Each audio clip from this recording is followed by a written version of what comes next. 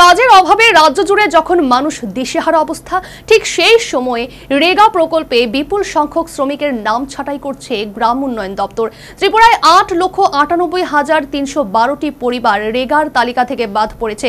এই ঘটনায় ক্ষোভ প্রকাশ করেছে প্রদেশ কংগ্রেস। কেন্দ্রীয় গ্রাম উন্নয়ন মন্ত্রকের পোর্টাল অনুযায়ী বছরে গড়ে মাত্র 30 থেকে 32 দিনের কাজ মিলছে শ্রমিকদের। তার উপর রাজ্যের মোট 8,98,312 পরিবারকে রেগা প্রকল্প থেকে ছাঁটাই করা হয়েছে। এর মধ্যে 8,80,497 পরিবারের জব কার্ড ছিল। পরিসংখ্যান অনুযায়ী রাজ্যে মোট রেগা শ্রমিক সংখ্যা ছিল 21,65,277 জন, যার মধ্যে 9,21,415 জনকে ছাঁটাই করা হয়েছে। কেন্দ্রীয় সরকারের এই তথ্য তুলে ধরে রবিবার ব্যাপক ক্ষোভ জানালো ত্রিপুরা প্রদেশ কংগ্রেস। দলের মুখপাত্র প্রবীর চক্রবর্তী এক বিবৃতিতে জানান, সবচেয়ে বেশি রেগা কর্মী ছাঁটাই হয়েছে ধলাই জেলায়। যদিও রাজ্যের সবচেয়ে প্রত্যন্ত আর্থিকভাবে পিছিয়ে পড়া এবং এক্সপেডিশনাল ব্লক হিসেবে ধলাই জেলাতে বছরে 150 দিন কাজ দেওয়ার কথা। এদিন কেন্দ্রীয় সরকারের দেওয়া জেলা ভিত্তিক ছাঁটাই কর্মীর সংখ্যা তুলে কংগ্রেস জানায়, ধলাই জেলাতে সবচেয়ে বেশি 1,70,000 রেগা কর্মী ছাঁটাই করা হয়েছে। পশ্চিম ত্রিপুরা জেলায় ছাঁটাই হয়েছেন 1,43,000 কর্মী, গোমতী জেলায় 1,22,000, সিপাহীজলা জেলায় 1,37,000, উত্তর ত্রিপুরা জেলায় 1,03,000, খোয়াই জেলায় 99,000, দক্ষিণ ত্রিপুরা জেলায় 88,000 এবং ঊনকোটি জেলায় 56,868 জন। গ্রাফিক্স ডাটাগুলি আলাদা উইন্ডো করে যাবে।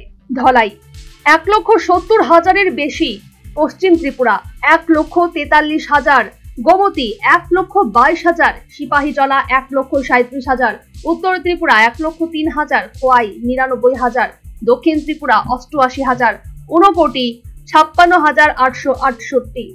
প্রদেশ কংগ্রেসের মুখপাত্র প্রবীর চক্রবর্তী অভিযোগ করে বলেন, ডাবল ইঞ্জিন সরকারের সময় আধার লিঙ্ক, ব্যাংক অ্যাকাউন্ট লিঙ্ক সহ নানা কাগজপত্রের অজুহাতে বিপুল সংখ্যক শ্রমিককে তালিকা থেকে বাদ দেওয়া হচ্ছে, অথচ অতীতে আর্থিক উন্নতি বা শহরে স্থানান্তরিত হওয়ার মতো যৌক্তিক কারণেই নাম বাদ যেত। সারা দেশের রেগা শ্রমিকদের ছাঁটাই প্রক্রিয়া শুরু করেছে বিজেপি। মোদী সরকার ক্ষমতায় এসে এবং ক্ষমতায় আসার আগেও রেগা নিয়ে উনি বিরূপ প্রতিক্রিয়া ব্যক্ত করেছিলেন। উনি বলেছিলেন যে রেগার ফলে আমাদের দেশের শ্রমজীবী মানুষকে অলস করে তোলা হবে, এই ছিল ওনার বক্তব্য।